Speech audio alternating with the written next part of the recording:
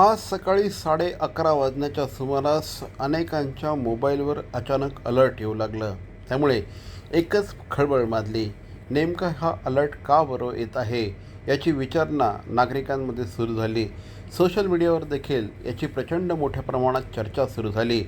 हा जो अलर्ट आला आहे हा एखादा स्कॅम आहे का, अशा प्रकारची भीती देखील अनेक नागरिकांना वाटली आणि मग आपापल्या मित्रांना त्याचप्रमाणे इतरही कॉन्टॅक्ट्सना या संदर्भात विचारणा सुरू झाली. हा अलर्ट नेमका का बरं आला होता, हा ऑथेंटिक होता का, त्यास खालती भारत सरकारच्या वतीने हा अलर्ट देण्यात आला असल्याचं सांगण्यात आलं होतं. त्यामुळे मोठ्या प्रमाणामध्ये नागरिकांमध्ये या संदर्भात कुतूहल निर्माण झालं होतं. ज्यावेळेस हा अलर्ट वाजला त्यावेळेस संपूर्ण देशभरामध्ये स्वदेशी इमर्जन्सी सूचना सेवा सुरू झाली असल्याचं नागरिकांना समजू लागलं.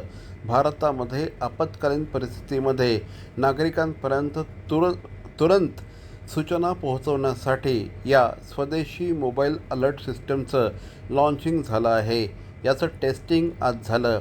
या सेवेच्या माध्यमातून ज्यावेळेस अत्यंत महत्त्वाची सूचना नागरिकांना द्यायची असेल त्यावेळेस या सेवेचा उपयोग नागरिकांना होणार आहे. नागरिकांनी घाबरून जाऊ नये.